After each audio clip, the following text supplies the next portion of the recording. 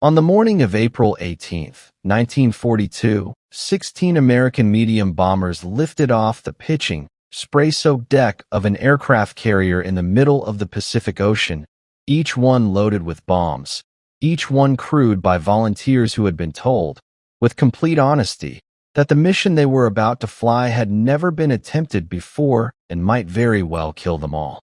They were headed for Tokyo. They were going to bomb the Japanese home islands, something that had never happened in the entire recorded history of Japan. Something the Japanese military leadership had promised the Japanese people could never happen. Something that, by every rational calculation of range and logistics and military possibility, should not have been possible at all. For months and 11 days after Pearl Harbor, America was going to strike back. And the strike, when it came, would change the psychological landscape of the entire Pacific War in ways that no one, not the planners, not the pilots, not the Japanese admirals who had insisted their homeland was safe, had fully anticipated. This is the story of the Doolittle Raid. This is the story of 80 men, 16 aircraft, 1 converted carrier, and the single most psychologically consequential military operation of the Second World War. To understand what the Doolittle Raid meant, you first have to understand the world it was born into. The world of early 1942, which was a world in a state of shock so profound it bordered on collective trauma. December 7th, 1941 had not just been a military defeat. It had been a shattering of an assumption. The assumption, held not just by Americans, but by much of the Western world, that the United States was protected by its oceans, that the vast distances of the Pacific made a direct attack on American territory essentially impossible. The attack on Pearl Harbor had destroyed that assumption along with 8 battleships, nearly 200 aircraft, and the lives of more than 2,400 Americans.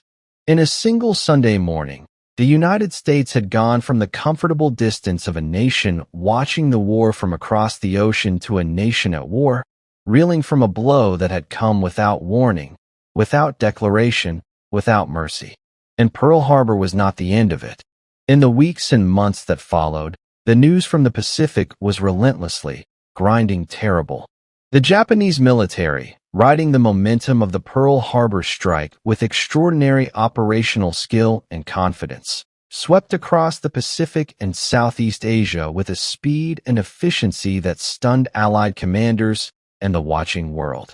The Philippines were falling.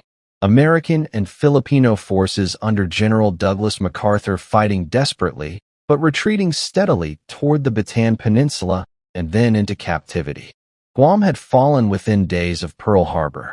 Wake Island, after a heroic defense that became one of the first stories of American resistance to inspire the home front, had fallen on December 23rd.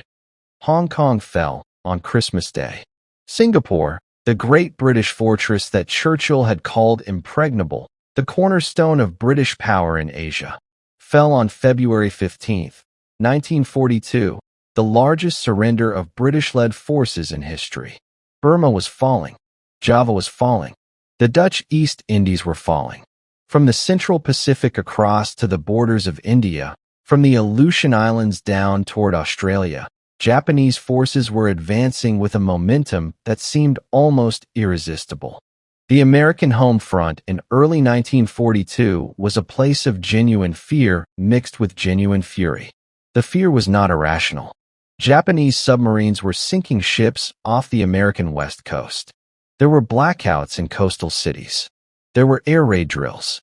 There was the deeply unsettling sense that the war had come to American shores in a way that no living American had experienced or imagined.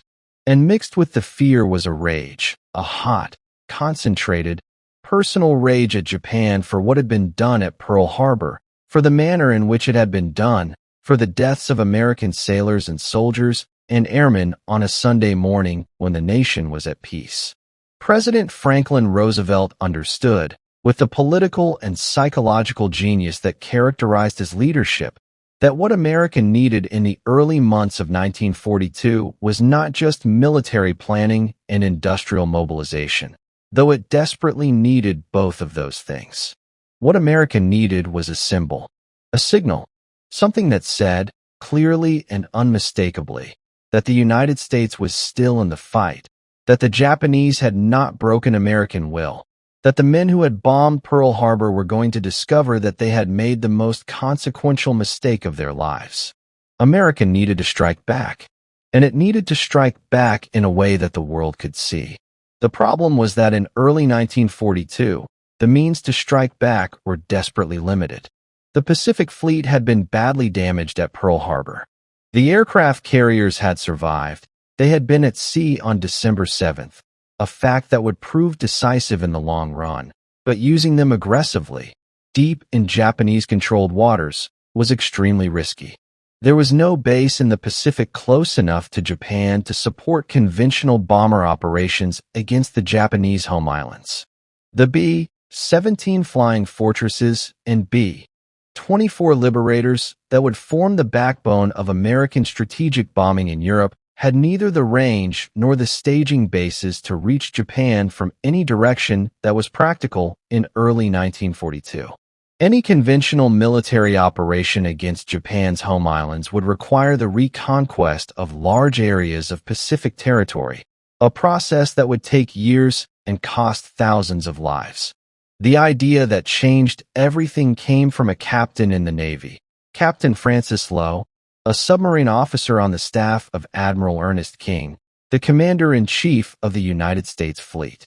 In January 1942, Lowe was visiting Norfolk Naval Air Station when he happened to observe Army medium bombers practicing short-field takeoffs on a runway painted to resemble a carrier deck. The observation planted a thought. Could Army medium bombers take off from an actual carrier? Carriers launched aircraft regularly, but carrier aircraft were specifically designed for carrier operations. They had tailhooks for arrested landings, folding wings for storage in hangars, and structural reinforcement for the violent stresses of catapult launches and arrested landings. Army medium bombers had none of these features. They were land-based aircraft, designed to take off from long runways with plenty of pavement ahead. Nobody had ever seriously proposed flying them from a carrier. But Lowe's idea was not about landing on a carrier. It was only about taking off. If an Army medium bomber could get airborne from a carrier deck, using the carrier's forward speed to supplement the aircraft's own airspeed, using every foot of deck available for the takeoff run, it could fly to a target, bomb it, and then continue to a land base for recovery. The aircraft would never have to land on the carrier. The carrier just had to get the aircraft close enough to the target that the aircraft could reach it, bomb it, and then fly on to safety. This one-way operation, the carrier as a launching platform rather than a home base, changed the entire geometry of what was possible. Lowe brought the idea to Admiral King, who immediately saw its potential and directed Lowe's superior, Captain Donald Duncan, to study the concept in detail. Duncan worked through the mathematics with impressive speed and thoroughness. He identified the North American B-25 Mitchell as the aircraft best suited to the mission. It had the right combination of range, bomb load, takeoff performance, and physical dimensions to fit on a carrier deck. He worked out the basic parameters of the mission, how far from Japan the carrier could approach while staying outside the range of Japanese land-based search aircraft, how far the B-25s would need to fly to reach their targets, what they would need to carry in fuel and bombs, where they would land after attacking Japan. The mathematics were tight. The margins were thin, but it was possible. The next requirement was a commander. The mission needed someone who combined exceptional skill as an aviator with the kind of character that could plan and execute an operation of extreme difficulty under conditions of great uncertainty and danger. Someone who could recruit volunteers for a mission whose details they would not initially be told, train them for an unprecedented kind of operation, and lead them into the most psychologically charged operation of the war. The choice was almost obvious. James Harold Doolittle was already one of the most legendary figures in American aviation, and he was not yet 50 years old. Jimmy Doolittle's biography reads like something a novelist might dream up if the novelist was willing to strain credibility. Born in Alameda, California in 1896, Doolittle had been a boxer, a daredevil, and a natural aviator who had earned his wings in the Army Air Service during the First World War. After the war, he had become one of the foremost aerobatic and racing pilots in the country, winning the Schneider Trophy seaplane race, the Bendix Trophy Transcontinental Race, and the Thompson Trophy Closed Course Race, at the time, the three most prestigious aviation trophies in America. He had also earned a Doctor of Science degree in aeronautics from MIT, making him perhaps the only holder of that combination of practical and academic achievement in aviation. He had been the first pilot to complete a blind flight, taking off, flying a course, and landing entirely on instruments, without any visual reference to the outside world, a demonstration that transformed instrument flying from a theoretical possibility into an operational reality. By 1942, Doolittle was a lieutenant colonel in the Army Air Forces Reserve who had been recalled to active duty. When General Hap Arnold, commanding the Army Air Forces, called him in and told him about the carrier-launched bomber concept and offered him command of the mission, Doolittle's response was characteristic. He wanted to fly the mission himself. Arnold initially said no. Doolittle was too valuable, knew too much about the mission planning, would be a catastrophic intelligence loss if captured. Doolittle argued, persistently and successfully, that as the person who had planned the mission and trained the crews, he was the most qualified person to lead it. Arnold eventually relented, with the proviso that Doolittle would fly the lead aircraft. The aircraft selection process confirmed the B-25 Mitchell as the right choice, but the standard B-25 needed significant modifications for the mission. The aircraft had to carry enough fuel to fly roughly 1,500 miles to the target over Japan and then onto landing fields in China, while also carrying a meaningful bomb load. Additional fuel tanks were installed, including a collapsible rubber tank in the bomb bay. Standard fuel tanks were modified and expanded. To save weight, the lower gun turret was removed. The top-secret Norden bomb sight was removed and replaced with a simple device that Doolittle's bombing specialist, Captain C. Ross Greening, designed and built in just 20 minutes of workshop time and at a cost of about 20 cents. A basic metal sight that was crude by precision bombing standards but adequate for low-altitude skip bombing, which was how the mission would be flown. The tail guns were modified. The real guns were working, but wooden dummy barrels were added to deter fighter attacks from behind. Radio equipment not needed for the mission was removed. The crews were recruited through a process that respected the genuinely voluntary nature of the assignment.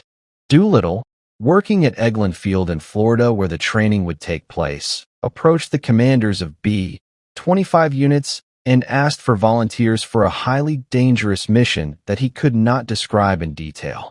He needed men who were skilled, physically fit, and temperamentally suited to operating under conditions of extreme uncertainty.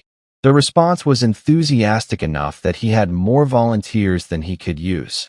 24 crews were selected for initial training, with 16 to fly the actual mission and the others serving as backups.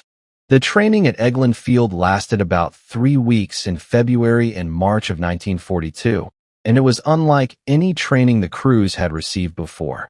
The central challenge was getting a twin-engine medium bomber off the ground in the shortest possible distance, carrier deck length, which varied but was roughly 500 feet of usable deck. Normal B-25 takeoffs required considerably more runway than that.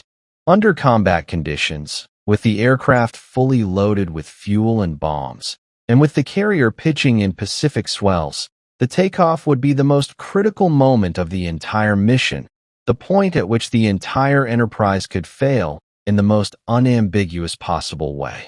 Doolittle and his flight instructor worked out the techniques.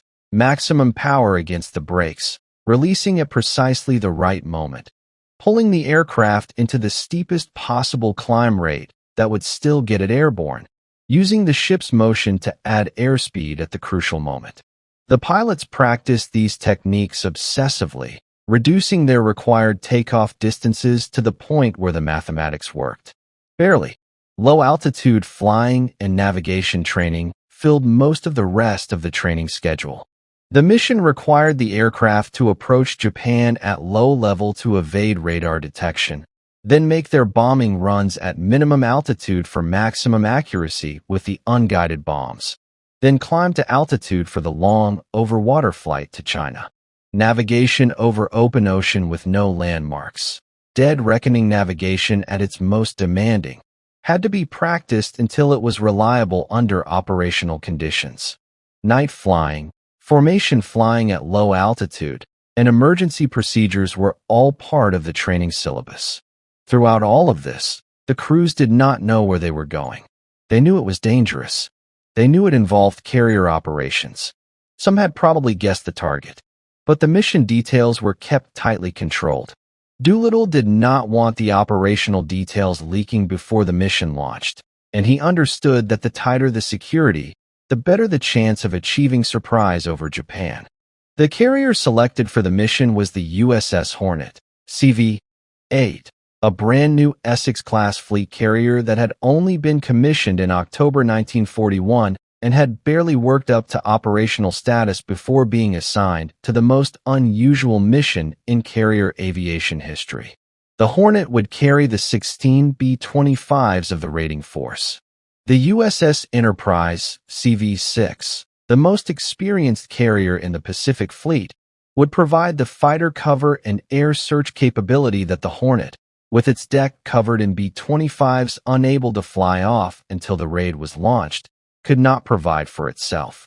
Together with their escorting cruisers and destroyers, the two carriers and their escorts would form Task Force 16 under Vice Admiral William F. Halsey, one of the most aggressive and charismatic naval commanders in American history. Loading the B-25s onto the Hornet was itself a logistical challenge and a security concern. The aircraft were too large to fit in the hangar below deck. They would have to ride the entire voyage exposed on the flight deck, chained down against the Pacific weather, their distinctive twin-tailed silhouettes visible to any ship or aircraft that passed close enough. The loading was done at NAS Alameda in San Francisco Bay, and the base was on something close to lockdown during the operation.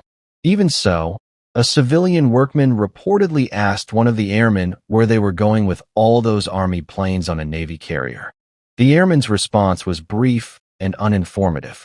Task Force 16 sailed from San Francisco on April 2, 1942, heading west into the Pacific. The Hornet's sailors, who had not been told about the mission, had been watching the B-25s being loaded with a mixture of curiosity and confusion. When Halsey and Doolittle jointly briefed the task force about the mission's purpose, the target was Japan. The reaction was electric.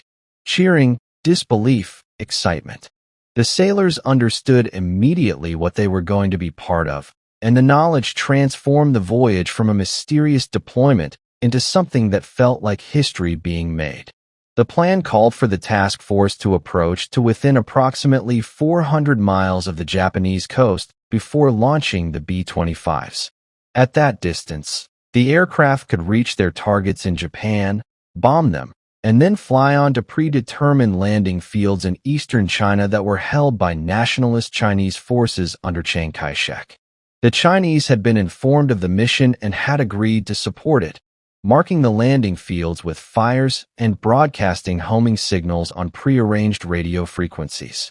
400 miles was close enough for the B-25s to reach Japan with adequate fuel reserves, but far enough from the Japanese coast that the task force might avoid detection by the Japanese picket boat line, the ring of small vessels that the Japanese maintained around their home islands specifically to provide early warning of approaching enemy forces. Might avoid. The margin was narrow. The plan was tight. And on the morning of April 18th, at approximately 300 miles further from Japan than intended, 700 miles from the Japanese coast rather than 400, the margin disappeared entirely. It was just after 7 in the morning when the task force encountered the Japanese picket boat Nitomaru, a small patrol vessel that was almost certainly sending a radio contact report before it was sunk by the cruiser Nashville. Halsey and Doolittle faced an immediate decision. The mission had been compromised. The Japanese knew, or would know within hours, that American ships were in the area. The task force needed to launch the B-25s and get out of range of Japanese air search before Japanese bombers could find them. But launching from 700 miles meant the B-25s would be at the absolute limit of their range, possibly beyond the limit that allowed a safe landing in China. Doolittle made the call. They would launch immediately. The distance would have to be managed. What followed was one of the most dramatic sequences in the history of naval aviation. The Hornet was pitching in heavy seas, spray breaking over the bow, the deck rising and falling as much as 30 feet with each wave. The B-25s were spotted, the Navy term for positioned, down the deck for launch. Each aircraft positioned so that its left main wheel was on the center line of the deck, and its wingtip cleared the carrier's island superstructure by just a few feet.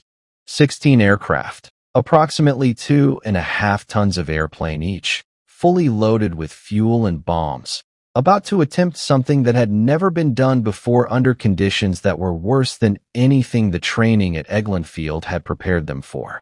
Doolittle went first.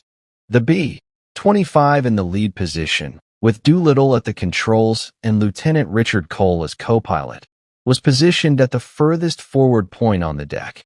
It had the most runway available, but it also faced the most extreme conditions, with the deck pitching and heaving in the Pacific swells.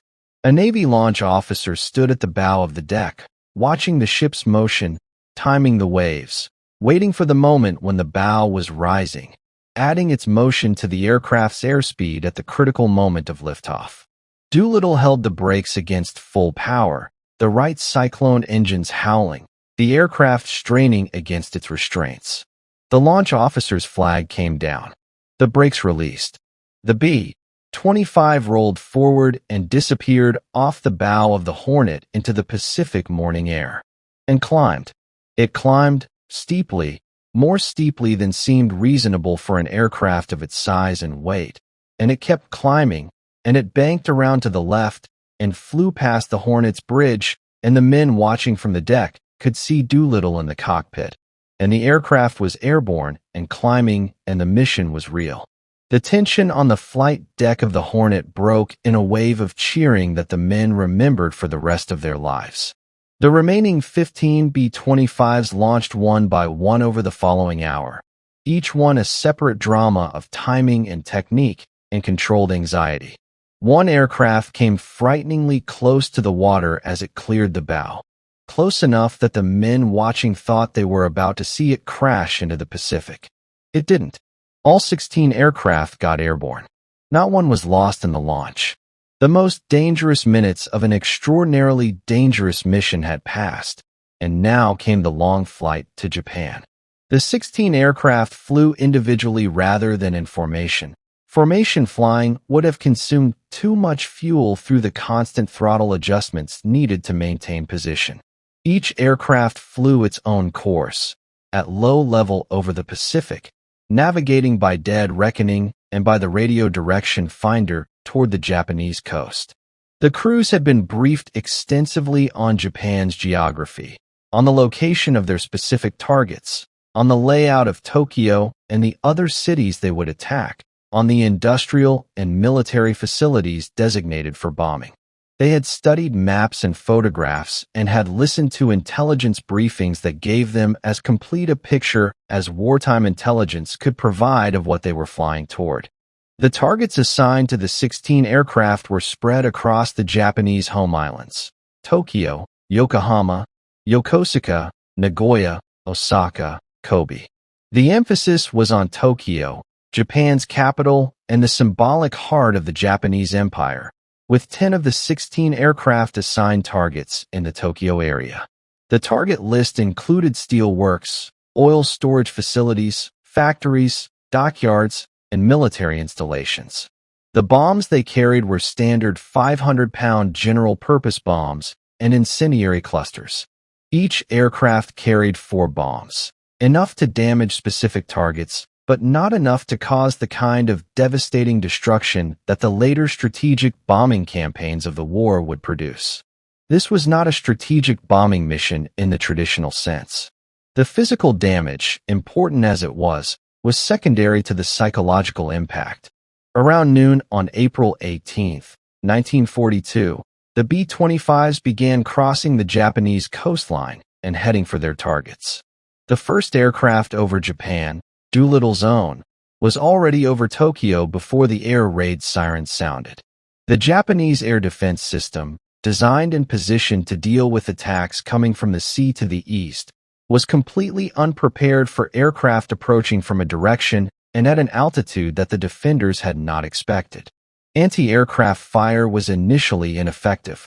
Japanese fighter pilots, some of whom were in the air on training flights when the attack began, scrambled to intercept, but found the low-flying B-25's difficult targets and were initially uncertain what was happening. The bombing runs over Tokyo were brief. Minutes of time over target, bombs released.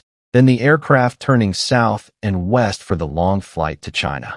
The pilots and crews saw their bombs fall and saw explosions and smoke rising from their targets.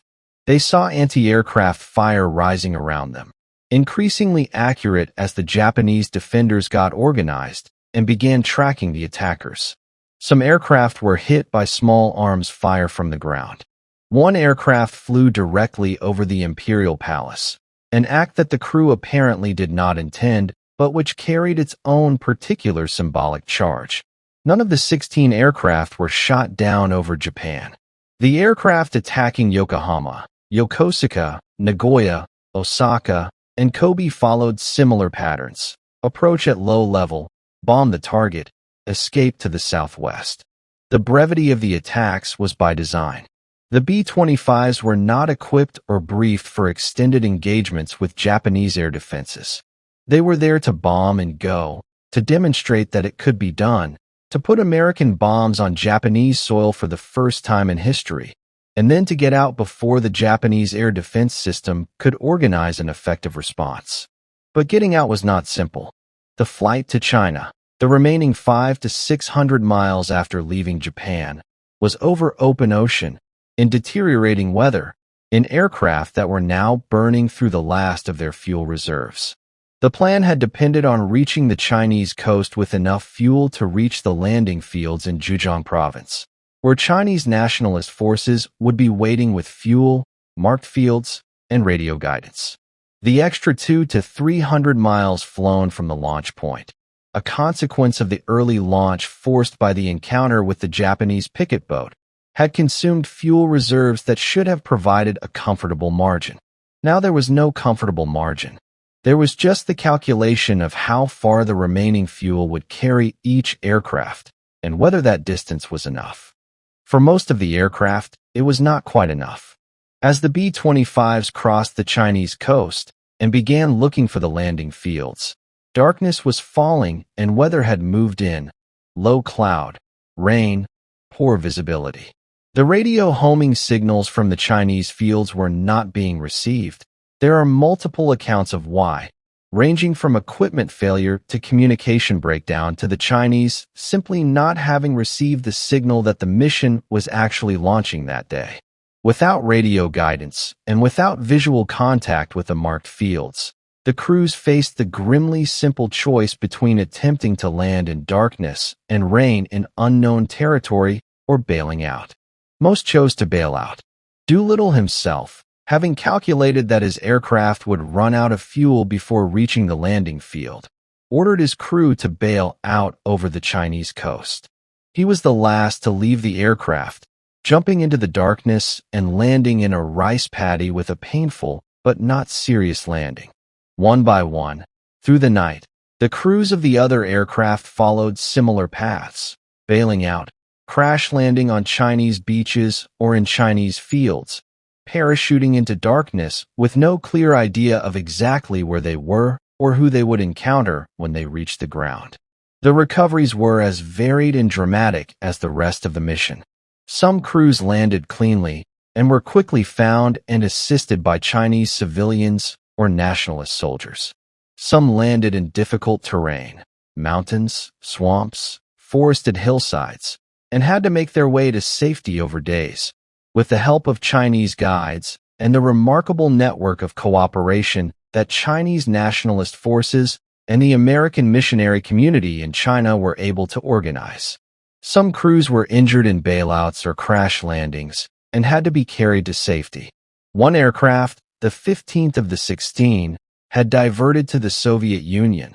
The crew, low on fuel and unable to safely reach China, had flown northwest to Vladivostok, where they landed and were interned by the Soviet authorities. The Soviets were not at war with Japan and were not willing to allow American military personnel operating from Soviet territory to continue to a destination where they would return to active service. The 5 crew members of Aircraft 15 were interned for more than a year before quietly making their way back to American forces through what the Soviets chose to describe as an escape. 3 of the 80 men who flew the mission died during the recovery phase. 2 drowned attempting a night water landing near the Chinese coast when their aircraft ran out of fuel, and 1 died of injuries sustained during a parachute bailout.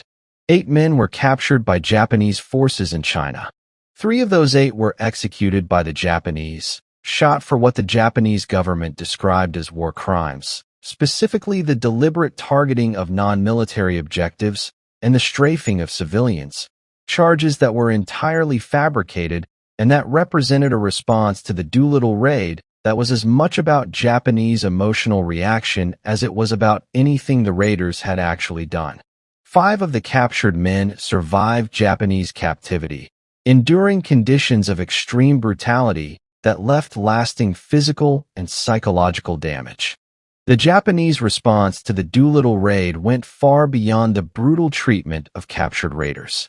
The raid triggered a massive reprisal operation in China, the Saigo Offensive, sometimes called Operation Saigo, in which Japanese forces swept through the Chinese provinces where the Doolittle raiders had landed, killing an estimated 250,000 Chinese civilians in a deliberate, systematic campaign of atrocity designed to punish the population that had assisted the Americans and to destroy any infrastructure that might be used to support future raids. The scale of the Japanese reprisal dwarfed the damage done by the raid itself many times over. Japanese military culture, with its emphasis on honor and the intolerable shame of having allowed enemy bombers to attack the sacred homeland, responded to the Doolittle raid with a savagery that revealed the depth of the psychological wound the raid had inflicted. Because that is what the Doolittle raid was, at its core, a psychological wound. The physical damage done by 16 B-25s dropping 64 bombs on Japanese targets was, in purely military terms, modest.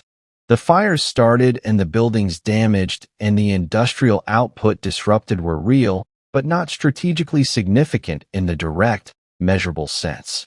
Japan was not weakened in any fundamental military sense by the bombs that fell on April 18, 1942. But the psychological damage was enormous, and its consequences cascaded across the rest of the Pacific War in ways that shaped its ultimate outcome. Consider first the impact on Japan's military leadership.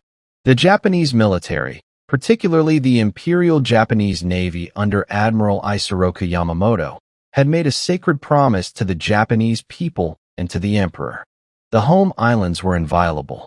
The Japanese Navy would prevent any enemy from approaching close enough to attack Japan. This promise had been a cornerstone of Japanese strategic confidence since the beginning of the war. The Pearl Harbor attack had been designed, among other things, to buy Japan time and space to establish a defensive perimeter that would make such an attack impossible. The Doolittle raid proved, in the most humiliating way imaginable, that the promise had been broken. Enemy bombers had flown over Tokyo. Enemy bombs had fallen on the capital of the empire. The emperor himself had been within miles of the explosions. The humiliation was profound, and it drove military decision-making in ways that had far-reaching consequences. Yamamoto, already committed to his plan for a decisive naval engagement at Midway Atoll that would destroy the remainder of American carrier power in the Pacific, now had overwhelming institutional support for accelerating that plan. The Midway operation was meant in part to push Japan's defensive perimeter far enough out into the Pacific that the kind of carrier approach that had launched the Doolittle raid would be impossible in the future. By capturing Midway, Japan could force American carriers to operate from Hawaii or the West Coast, too far from Japan to support another raid. The irony, one of the great strategic ironies of the Pacific War, is that the Midway operation, driven at least partly by the psychological and institutional pressure of the Doolittle raid, resulted in the Battle of Midway, fought in June 1942, which was the most decisive naval engagement of the Pacific War. At Midway, American code breakers had determined the time and place of the Japanese attack in advance. The Japanese fleet, expecting to surprise American forces, found instead that the Americans were waiting. In 4 catastrophic minutes on the morning of June 4, 1942, American dive bombers destroyed 3 Japanese fleet carriers. A 4th was destroyed later in the day. Japan lost 4 fleet carriers, 300 aircraft, and, most devastatingly, hundreds of highly trained, experienced carrier aviators who could not be replaced. The Japanese carrier force that had executed Pearl Harbor was destroyed in a single day. Japan never fully recovered from Midway. The offensive momentum of the first 6 months of the Pacific War ended there, and the long, grinding American counteroffensive that would eventually reach Tokyo Bay began. The Doolittle raid did not cause Midway, but the psychological shock of the raid, the institutional humiliation it caused in the Imperial Japanese Navy, and the desperate need to demonstrate that it could never happen again. All of these contributed to the overconfidence and strategic overextension that made Midway possible. The chain of causation is real, even if it is not simple. The impact on the American home front was equally significant and equally difficult to measure precisely. President Roosevelt, when asked by reporters where the B-25s had launched from, gave one of the more memorable evasions in presidential press conference history. The planes, he said with a smile, had come from Shangri-La, the fictional Himalayan paradise from James Hilton's novel Lost Horizon. The answer told the reporters exactly nothing while conveying everything about the president's delight in what had been accomplished. The American public did not know the full details of the raid for months. Operational security required that the carrier launching method be kept secret for as long as possible. But the public knew that American bombers had hit Tokyo. American bombs had fallen on Japan. The men who had attacked Pearl Harbor had received, in some small measure, a response. The effect on American morale was real and significant. Not a game changer, not an instant cure for the anxieties of early 1942, but a genuine injection of confidence and pride at a moment when both were in desperately short supply. The men who had flown the mission, Doolittle and his crews, became instant heroes, the kind of heroes that a nation at war needs to sustain its morale and its belief in ultimate victory. Doolittle himself was promoted to brigadier general, jumping over the rank of colonel entirely, and awarded the Medal of Honor. The award was actually given by General Marshall, who was moved enough by what Doolittle's men had done that he delivered the citation personally. For the Chinese nationalist government of Chiang Kai-shek, the Doolittle raid had consequences that were almost entirely negative. The Japanese reprisal operation, the systematic massacre of Chinese civilians in the provinces where the raiders had landed, was a catastrophe of enormous proportions. Chiang Kai-shek had agreed to support the raid without fully anticipating the scale of Japanese retribution that would follow. The 250,000 Chinese civilians killed in Operation Sago were, in a very real and horrible sense, a cost of the Doolittle raid, a cost borne not by Americans, but by the Chinese people who had helped the American aviators and who paid for that help with their lives. This aspect of the Doolittle raid's legacy is uncomfortable and is often inadequately addressed in American accounts of the mission, which tend to focus on the heroism of the raiders and the strategic impact of the raid, while giving inadequate weight to the human cost borne by China. The surviving raiders themselves carried the mission with them for the rest of their lives. The 80 men who flew from the Hornet formed one of the most tightly bonded military fraternities in American history. They had shared something unique, a mission that no one had done before and that no one would do again. A day in which they had flown from an aircraft carrier to bomb Japan, and then flown on to China, and had somehow mostly survived. The bond forged by that experience proved extraordinarily durable. For years after the war, the surviving raiders held annual reunions at which they maintained a distinctive tradition. A set of silver goblets, one for each of the 80 men who flew the mission, was kept in a specially made case. At each reunion, the surviving raiders would gather and pour cognac into the goblets of the members who were still living. As the years passed and the reunions continued and the raiders aged and died one by one, the goblets of the deceased were turned upside down in the case, a simple and eloquent acknowledgement of loss and memory. The tradition was maintained for decades until the surviving raiders decided, in 2013, to hold a final toast. By that point, only 4 of the original 80 were still alive. They gathered, poured their cognac, and drank a final toast to their fallen comrades. 2 of those 4 have since passed. At the time this history is being told, the last survivors carry the memory of that April morning in 1942 with them, and with them it will ultimately rest. The story of Jimmy Doolittle himself, after the raid, is worth tracing briefly because it illustrates the way the raid transformed not just American morale, but American military culture and command philosophy. After the raid and his promotion to brigadier general, Doolittle went on to command successively larger air forces. He commanded the 12th Air Force in North Africa, then the 15th Air Force in the Mediterranean, and finally the 8th Air Force in England, the force that flew the strategic bombing campaign against Germany. In command of the 8th, Doolittle made a decision in early 1944 that was as consequential in its own way as the raid itself. He changed the orders for the P-51 Mustang escort fighters, freeing them from the passive role of staying close to the bombers and directing them instead to range ahead and hunt for Luftwaffe fighters. This tactical change, which the fighter pilots and their commanders had been advocating for, and which the bomber commanders had resisted, transformed the air war over Europe.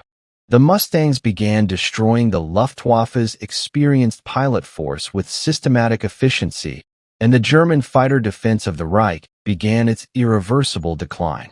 Doolittle's willingness to make that decision, to accept the risk of leaving bombers temporarily less protected in exchange for the offensive destruction of the enemy fighter force, reflected the same quality that had made him the right choice for the Tokyo raid: the ability to think unconventionally and act decisively in the face of institutional resistance. The legacy of the Doolittle raid extends beyond its immediate military and psychological consequences.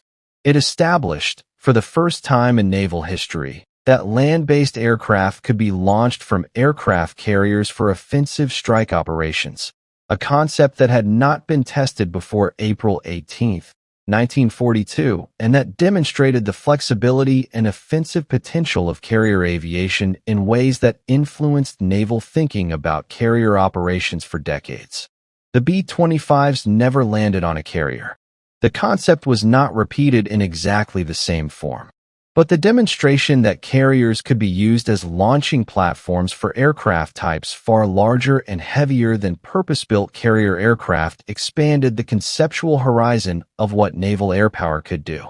More broadly, the raid established a template for special operations, for the use of small, highly trained, specially equipped forces to achieve strategic or psychological effects disproportionate to the physical size of the operation. 16 aircraft and 80 men achieved, in psychological and strategic terms, what hundreds of aircraft and thousands of men could not have achieved through conventional means at that stage of the war. The raid was a special operation before special operations were a recognized military category, and its lesson, that creativity, audacity, and the willingness to do what the enemy believes impossible can achieve effects beyond what firepower alone can deliver, has been absorbed into American military culture in ways that remain visible today. The Doolittle raid sits in a specific and important place in the architecture of the Pacific War's meaning. It was not the turning point. Midway was the turning point, and Guadalcanal and the grinding island-by-island campaign that followed. It was not the decisive blow. No single operation in a war of that scale is ever the decisive blow. But it was the moment when the arc of the war began to bend, when the psychological momentum of Japanese expansion met its first serious check, when the American people and American military culture found a symbol of resistance and resilience that they desperately needed. The 80 men who flew from the Hornet on April 18, 1942, were volunteers who knew the odds were not favorable. They knew the mission had never been attempted. They knew that if they survived the launch and the bombing run and the Japanese defenses over their targets, they still faced a flight of hundreds of miles over open ocean to a landing in China that was not guaranteed to be there when they arrived. They flew anyway. They flew because someone had to. They flew because the moment demanded it. They flew because Jimmy Doolittle asked them to, and because Jimmy Doolittle was someone you flew with when he asked, because you knew that if he was willing to go first, the thing could be done. Doolittle took off from the Hornet at low speed into a Pacific morning that smelled of salt spray and engine exhaust, and the particular electric quality of a moment when history is about to be made by men who are too busy flying their aircraft to know that is what they are doing. He cleared the bow of the Hornet with feet to spare, climbed, banked, flew past the bridge of the ship where Admiral Halsey and the crew of the Hornet were watching, and set his course for Japan. Behind him, 15 other aircraft prepared to follow. Ahead of him, 3,000 miles of Pacific war waited to be changed. He flew toward Japan, and nothing in the Pacific War, or perhaps in the whole of the Second World War, was ever quite the same again. Now here is the question I want to leave with you, and I want you to sit with it.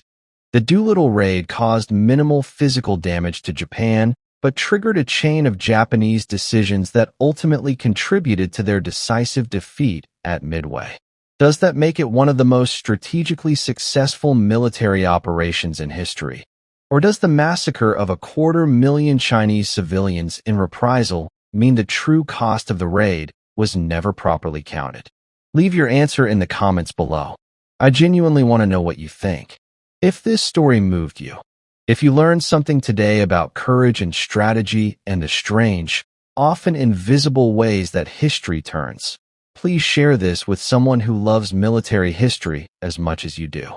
Subscribe to this channel because every week we go this deep into the stories that shaped the world we live in. The history is waiting. Let us go find it together.